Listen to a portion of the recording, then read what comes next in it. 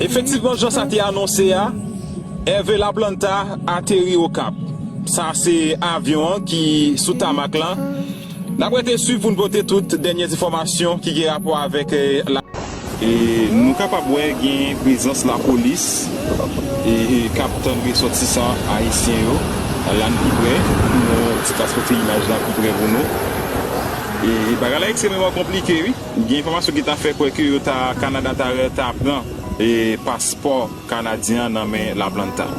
Plus de détails, c'est pas dans l'émission à soir. Mais il faut qu'on soit capable de porter quelques images. Nous, et monsieur policier qui est très motivé là, il y a plein de ressortissants.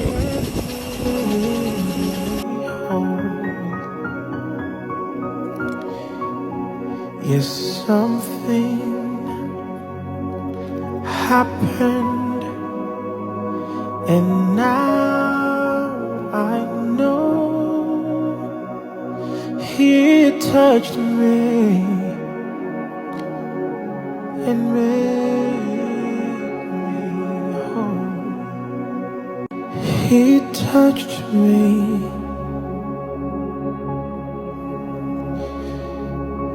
He touched me, and all the joy